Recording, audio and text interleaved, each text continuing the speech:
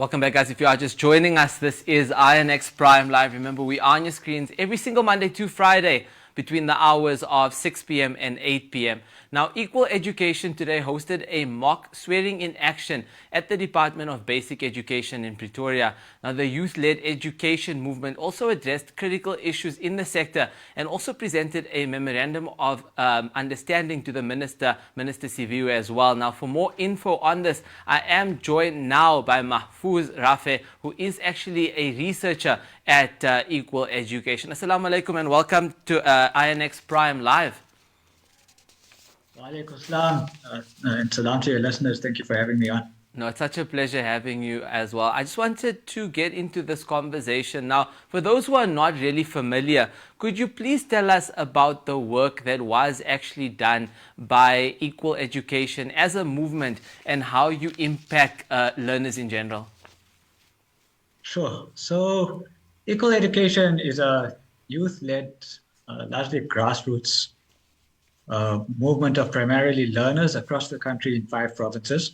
So there's about 4,000 learners, and as well as post-school youth, community members, and teachers and parents. And the work that we do is really through this democratic process of organizing and learners as a civic, bringing to light some of the pressing issues that they're finding in their school environments, trying to strive for quality and, importantly, equality in basic education particularly, but in the education system more generally. So our membership base is largely in township and rural schools, and based on the experiences that they have at their schools, they advise on, we take on national and provincial campaigns. And it's been largely around things of under-resourcing in schools, things like poor school infrastructure, pit latrines, school safety, and of course the quality of education and the disparities in this quality of education. So calling upon all sectors of society, but particularly the state, to help learners realize their constitutional rights to basic education and ensure that the future of this country is protected by amplifying these voices. No, without a doubt, and I feel like the work that you guys do is really incredible. Congratulations again on the work that you do. But I'm more interested also now to know more about your mock swearing in action event. Now, for those who are unable to attend, tell us a little bit more about what it actually was about. Right. So our learners in Gauteng, especially because the Department of Basic Education is obviously located in Pretoria, thought that it's a new time into a new ministry. And it's important to highlight that the problems we've been facing in education, that the campaigns we've been running for equality and quality in education are not new issues. But with this new minister, we hope to amplify the work that we were doing, bring her to the table and say that, look, education in this country needs to improve. It needs to improve for the future of South Africa and for the future of the learners who face deplorable conditions in public schooling systems. No, and so we held up mock swearing in action just to demonstrate that and to allow learners to express their views about what they want to be seen in this new administration going forward. What sorts of interventions the government should make to improve quality and equality in the education system. And we raised a range of issues, including improving school safety, eradicating school infrastructure backlogs, hiring of new teachers and removing budget cuts, and making sure that the way that government spends its money is pro-poor, is directed at schools and learners who need it most, and is not plagued by the problems of mismanagement and corruption that we've been seeing over the years as well. No, without a doubt. And I think also just you mentioned the GNU and you mentioned this new administration. I mean, we have seen a lot of great work done so far by a lot of the ministers, well, some of them in particular. But I just want to touch on, the education sector. Now, we do know, like we did mention, it is this GNU, it is this new process that is happening. But we also have a new Minister of Basic Education in Minister Siviwe. She's also, one of the youngest ministers in the cabinet as well. Do you think that was actually needed? I mean, we've had, a previous minister who has been there for years and years and years. Now we have this new young minister. Do you think the importance of innovation and creativity in the ministry in particular will make a huge difference? Well, definitely when we heard that, a young minister would be taking up this post, we were cautious, but we were also excited that this new energy would be brought and that youthful exuberance would come into the way that education is dealt with. We hope that it would allow learner voices in particular to find some relatability. As you know, learners can't vote. They're largely under 18, of course. And so after the outcomes of elections, it was important for equal education to make sure that learners, despite not having a vote, still have a voice in democracy. Unfortunately, I think what we're seeing with this GNU is education has already shown signs that it's being used as sort of a bargaining chip, and there's a lot of cheap politicking going around where education issues are used or abused by members of government to deal with issues that are intergovernmentally related in this coalition. And that's been a bit frustrating. Today as well, I must highlight the learners were extremely angry because we gave ample notice to the Department of Education's officers. They'd received our notice that we would be holding this mock swearing-in ceremony months ago, and we've also received agreements from the minister that she would be present at the ceremony. But today she was a no-show, and it was very frustrating because she was actually at other events talking to media. But when poor learners from Gauteng primarily came to present to her their issues around what's happening in the education space, she was unavailable today to lend the ear. So we hope that this isn't a precedent that she's setting, and we hope that this wasn't a deliberate message that she would be ignoring the plight of learners, particularly poor learners and learners in township communities. We think it's important that she should prioritize these voices in the education space going forward. Unfortunately, if today is anything to go by, this hasn't happened. But we will continue doing the work we do. We will continue pushing. I think learners have no other option, and they are well organized. They came out in their hundreds today to send a message, not just to the minister, but to send a message to society at large and the government at large to say that education is something that's important for the future of this country, and it's a constitutional right that's fundamental in our society. And learners will continue to strive and fight for better education in the conditions and in the schools that they have.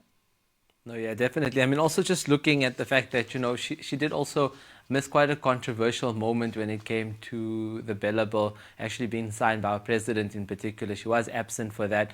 I mean, just touching on some of the, comments I've been seeing, as well as some of the information that we have actually shared with us in particular.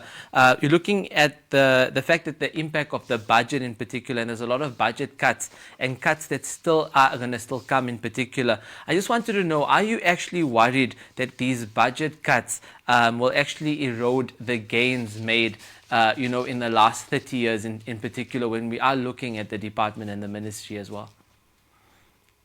Yes, certainly. So this is actually the area of work that I particularly look at for equal education. And we've been monitoring budget trends around education for an extensive period of time. And it's quite sad to note that per learner funding for white students during apartheid was far higher than what per learner funding is today. And it just shows that While resources, of course, would be a limitation, but priority is not translated into these resources. And so we're not going to adequately preserve and protect and increase funding to all South Africans at a level that provides them with a quality education. We are going to be stuck in the past. And so through this lack of priority over the years, I think we've seen how we've come to rely on school fees and private schools as a means to access quality education. And this neglects the vast majority of learners across the country. So as equal education learners and as a society, as an organization, we've been pushing for several years for increased funding allocations towards education in general, but towards poor learners and poor schools in particular. And the trend of budget cuts that we're seeing today, it's not a new phenomenon. The education budget has been steadily eroding since about 2011, 2013, through government austerity nationally. But what this has meant is that there have been fewer teachers for the growing amount of learners in the education system, and schools are increasingly overcrowded.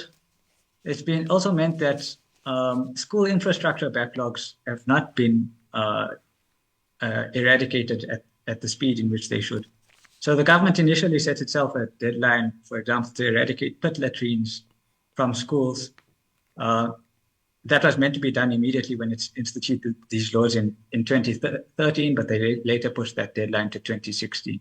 It's now 2024, and there are still hundreds of schools that are reliant on pit latrines as their only form of sanitation.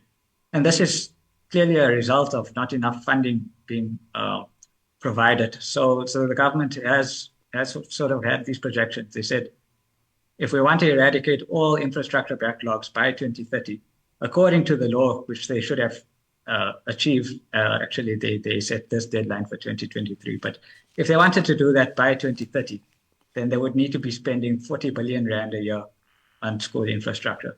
At the moment, the government's spending about a third of that, 15 billion rand a year. And not all of it is well spent. There's lots of blockages in the system. Has a lack of maintenance. And so without adequate funding, we really will see the rights to education being eroded, and we will see greater stress on schools. And this is particularly disadvantageous for poor learners across the schools.